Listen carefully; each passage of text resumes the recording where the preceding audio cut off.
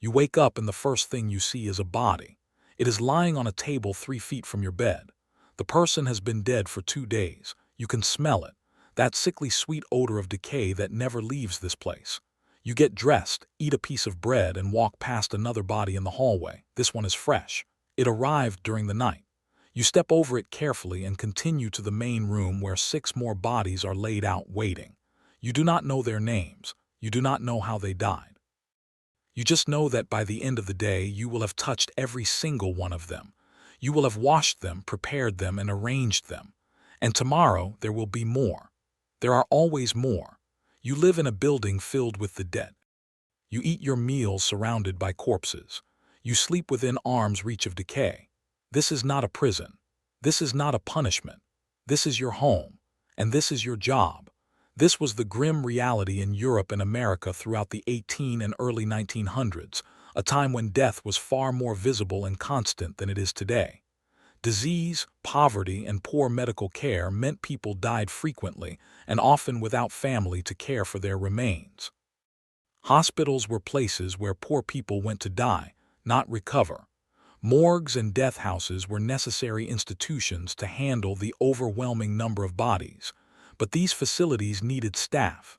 Someone had to receive the bodies. Someone had to prepare them for burial or medical study. Someone had to maintain the facility and ensure bodies were properly stored and handled.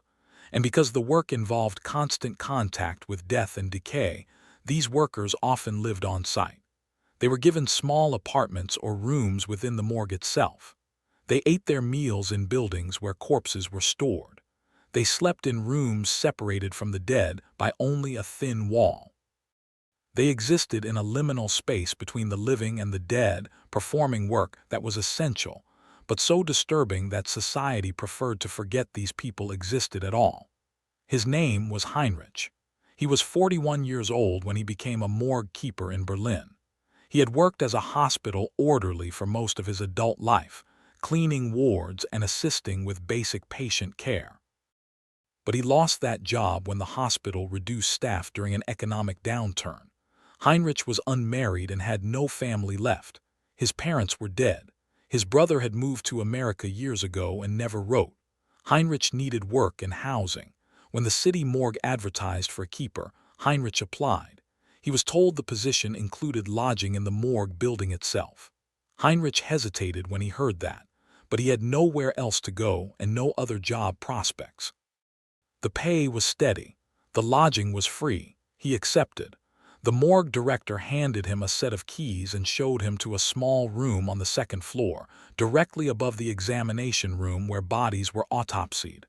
Heinrich moved in the next day. The work began immediately. Heinrich's job was to receive bodies brought to the morgue by police, hospitals, or family members. He logged each arrival, noting whatever information was provided. Name if known, estimated age, cause of death if obvious. Then he moved the body to the storage area, a large, cool room in the basement where corpses were kept on slabs until they could be claimed, identified, or buried. If a body remained unclaimed for too long, it was sent for medical dissection or buried in a pauper's grave. Heinrich also assisted the medical examiner during autopsies, handing over tools, taking notes, and cleaning up afterward. And he maintained the facility, ensuring it was as clean as possible given what it contained. This meant mopping blood, scrubbing tables, and removing the constant smell of death that permeated every surface. Heinrich lived alone in his small room, but he was never truly alone. Bodies were everywhere, below him, down the hall, in the room next door that served as temporary overflow storage. He heard the sounds of the morgue constantly, the creak of doors opening, the footsteps of night deliveries, the scrape of metal as bodies were moved, and always the smell. It seeped through the floorboards and walls. It clung to his clothes and bedding. He could not escape it. He ate his meals at a small table in his room, and the smell of death mixed with the smell of his food. He tried to keep his living space separate, clean, normal, but it was impossible. He was living in a death house, and after a few months he stopped noticing the smell. It just became the air he breathed. The work numbed Heinrich. At first he felt sorrow when he handled bodies. He wondered who these people had been, what their lives were like, who mourned them, but that emotional response faded quickly. It had to. When you handle dozens of corpses a week, when death becomes routine, you cannot afford to see each body as a person. Heinrich learned to see them as objects. Problems to be solved, tasks to be completed. A body arrived, he logged it, he moved it, he stored it, he assisted with the autopsy if needed, he disposed of it. Then the next one came. The cycle never stopped, and Heinrich became a machine performing his duties without thought or feeling. The isolation was absolute. Heinrich had no social life. Who would spend time with a man who lived in a morgue? When he left the building to buy food or supplies, people avoided him. They could tell where he came from. The smell lingered no matter how much he washed. Shopkeepers served him quickly and turned away. Other customers left when he entered. Heinrich stopped trying to engage in conversation. He just bought what he needed and returned to the morgue. He had become invisible to the living. A ghost who tended to the dead. Think about this. Imagine living in a place where death is not an occasional visitor but your constant companion. Imagine eating, sleeping, and existing surrounded by corpses. Could you do it? Could you maintain your sanity? And what would it do to your sense of self to know that society needs what you do, but wants nothing to do with you because of it? The dangers were constant and severe. Heinrich was exposed to disease every single day. Cholera, tuberculosis, typhus, and countless other infections lived in the bodies he handled. He had no protective equipment beyond a cloth apron and gloves that were more rag than protection. He cut himself regularly on broken bones and metal examination tools. Every cut was a potential entry point for deadly infection. He became sick multiple times. High fevers, vomiting, weakness that left him bedridden for days. But there was no one to care for him. He lay alone in his room, listening to the sounds of new bodies arriving below, and either recovered or did not. He survived through luck more than anything else. One incident stayed with Heinrich forever. A young woman was brought in, supposedly dead from drowning. Heinrich logged her and moved her to the storage room. Hours later, while he was working in another part of the building, he heard a sound, a low moan. He stopped and listened. It came again, from the storage room. Heinrich rushed down and found the woman moving. She was alive. She had been in a deep coma or some state that mimicked death, and the cold of the morgue had revived her. Heinrich called for help immediately, and she was taken to a hospital. She survived, but Heinrich could not stop thinking about how close she had come to being autopsied while still alive. And he wondered how many times it had happened before, when no one was nearby to hear. But here is the darkest truth. Morgue keepers were often paid extra to provide bodies to medical schools for dissection. Unclaimed corpses were legally allowed to be used for anatomical study, but demand far exceeded supply. So morgue keepers would sell bodies under the table, sometimes bodies that should have been buried, sometimes bodies that families thought had been properly laid to rest. Heinrich was offered this arrangement shortly after he started. The medical examiner explained it quietly. A few extra marks per body. No one would know. The families would never find out. Heinrich refused at first. It felt wrong. But after a year of living in poverty despite his work, after watching the morgue director and medical examiner profit from this system, Heinrich started participating. He told himself the bodies were going to medical research, that it served a purpose.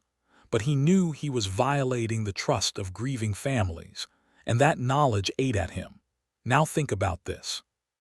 The medical knowledge we have today, the understanding of human anatomy that allows doctors to save lives, was built in part on bodies obtained through systems like this. Bodies taken without full consent, bodies of the poor and unclaimed. Does that change how you think about medical progress? Does it matter how knowledge was gained if it saves lives now? Most morgue keepers lasted only a few years before the work destroyed them. The isolation, the constant exposure to death, the diseases, the moral compromises, all of it broke people down. Heinrich lasted 8 years. By the end, he was a shadow. He barely spoke. He had stopped maintaining any pretense of a normal life. He just existed in the morgue, moving through his duties like a sleepwalker. His health was failing. He had chronic respiratory problems from years of breathing formaldehyde and decay. His hands trembled constantly. He looked decades older than his actual age. Heinrich's end came quietly. He was found one morning slumped over his table in his room. He had died in his sleep, likely from heart failure brought on by years of stress, poor health, and chemical exposure. The irony was not lost on anyone. The morgue keeper had become just another body. He was logged, examined, and buried in the same pauper's grave where so many of the unclaimed he had handled were laid to rest. The city hired a replacement within days. The work never stopped. Society needed people like Heinrich to manage death in an orderly, sanitary way. Without morgue keepers, bodies would have piled up. Disease would have spread faster. Identification and burial would have been chaotic. Heinrich kept the system functioning. He handled the dead so the living did not have to. He lived in death so others could live in ignorance of it. But society gave him nothing in return. No respect, no acknowledgement, just a small room in a building filled with corpses and a wage barely enough to survive. Heinrich sacrificed his health, his humanity, and ultimately his life to maintain a system that society depended on but refused to honor.